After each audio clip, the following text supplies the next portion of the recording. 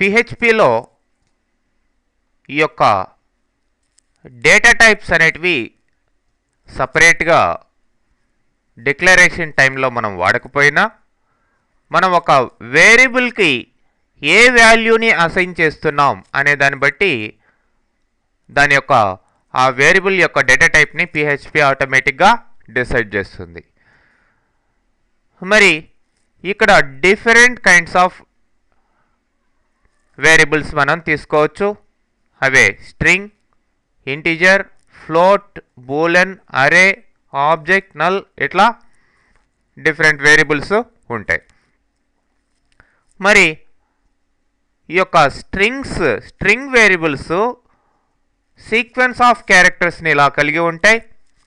మరి sequence of characters double కొటేషన్లో కావచ్చు, లేదంటే ఇట్లా సింగిల్ కొటేషన్లో కావచ్చు, ఎలా ఇచ్చినా సరే దాన్ని ఒక స్ట్రింగ్ లాగా పిహెచ్పి తీసుకుంటుంది. మరి ఎగ్జాంపుల్ మనం చూసినట్లయితే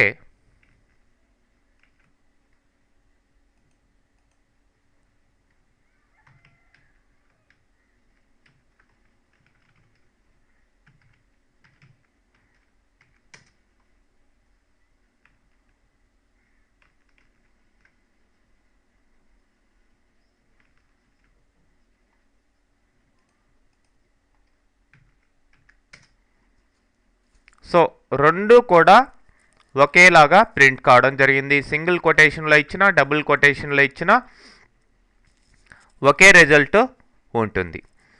మరి ఇంటిజర్ వేరియబుల్స్ అనేటివి ఈ యొక్క డిజిట్స్ని కలిగి ఉంటాయి. అంటే 0 నుంచి 9 దాకా కలిగి ఉన్న డిజిట్స్ని ఈ యొక్క ఇంటిజర్ వేరియబుల్లో ఇవ్వచ్చు. మరి ఈ యొక్క డిజిట్స్కి మధ్యలో కామాలు కానీ బ్లాంక్స్ కానీ పెట్టకూడదు. మరి డెసిమల్ పాయింట్స్ కూడా ఇవ్వకూడదు. మరి ఈ యొక్క ఇంటిజర్ వాల్యూస్ పాజిటివ్ కావచ్చు, లేదంటే నెగిటివ్ కావచ్చు. అట్లనే ఇంటిజర్ వాల్యూస్ని మనం డెసిమల్ బేస్ మీద ఇవ్వచ్చు, అంటే 10 బేస్ మీద, లేదంటే హెక్సాడెసిమల్ బేస్ మీద ఇవ్వచ్చు, అంటే 16 బేస్ మీద, లేదంటే ఆక్టల్ బేస్ మీద కూడా ఇవ్వచ్చు, అంటే 8 బేస్ మీద. ఓకే, దానికి ఇక్కడ different decimal variables, integer variables తీసుకోవడం జరిగింది. ఈ యొక్క ఇంటిజర్ వేరియబుల్లో నార్మల్ డెసిమల్ నెంబర్, తర్వాత హెక్సాడెసిమల్, తర్వాత ఆక్టల్ నెంబర్ని మనం అసైన్ చేయడం జరిగింది.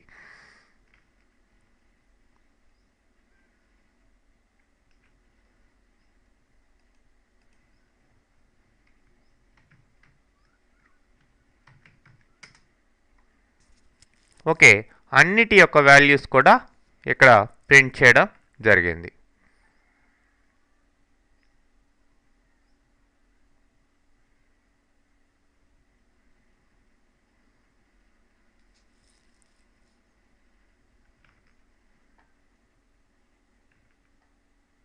ఫస్ట్ ఎక్స్ అనే వేరియబుల్ తీసుకున్నాం, దానికి ఒక పాజిటివ్ వాల్యూని ఇచ్చాం.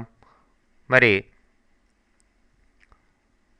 వేర్ డంప్ $x అని ఆ యొక్క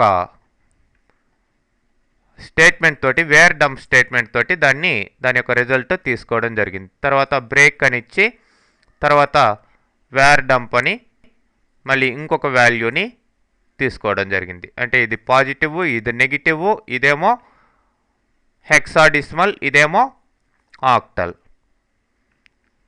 ఓకే, అట్లా అన్ని వాల్యూస్ కూడా ప్రింట్ అయ్యాయి. నెక్స్ట్ ఈ యొక్క ఫ్లోటింగ్ పాయింట్ నెంబర్స్ ఇక్కడ చూసినట్లయితే డెసిమల్ పాయింట్స్ని కలిగి ఉంటాయి. ఇట్లా 10.365 ఇట్లా ఇవ్వడం జరిగింది. అట్లనే ఎక్స్పోనెన్షియల్ ఫామ్లో కూడా ఉంటాయి. For example 2.4e3. ఓకే, ఇది ఎక్స్పోనెన్షియల్ ఫామ్ అన్నమాట.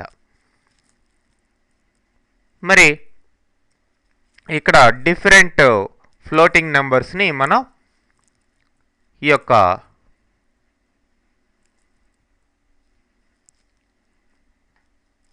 వేర్ డంప్ అనే ఫంక్షన్ తోటి దాని యొక్క వాల్యూని ప్రింట్ చేస్తున్నాం.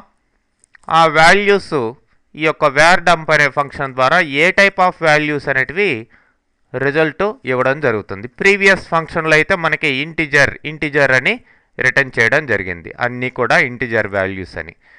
మరి ఇప్పుడు మనకి ఇవి ఫ్లోటింగ్ పాయింట్ నెంబర్స్ కాబట్టి ఫ్లోట్ అనే రిజల్ట్ రావాలి.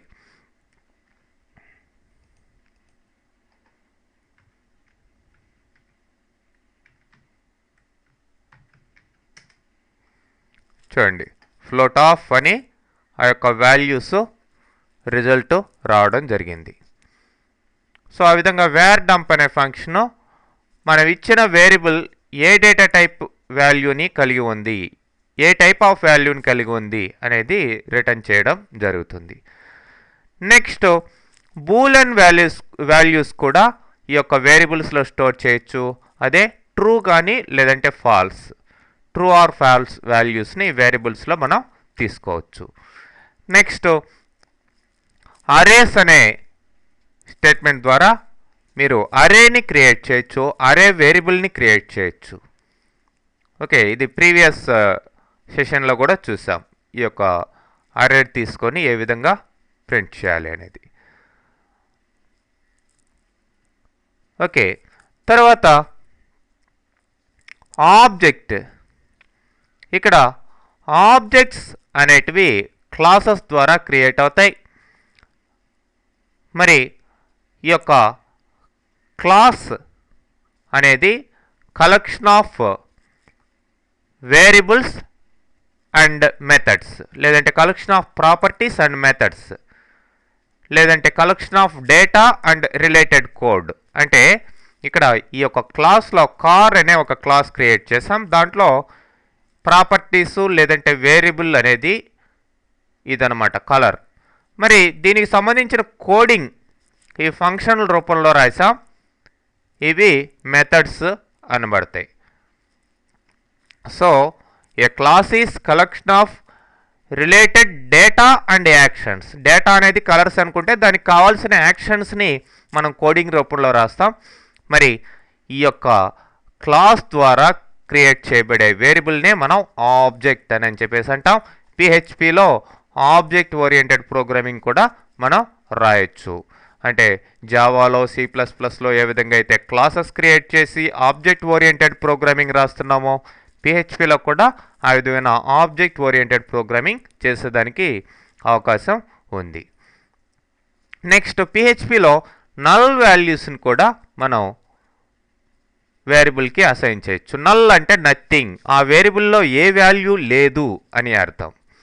ఓకే, ఒక వేరియబుల్కి వాల్యూని డీఅసైన్ చేయాలి అంటే, వాల్యూని తీసేయాలి అంటే నల్ అని ఇస్తే సరిపోతుంది. అంటే ఫస్ట్ ఎక్స్ అనే వేరియబుల్లో నేను హలో వరల్డ్ అనే స్ట్రింగ్ వాల్యూ అసైన్ చేశాను.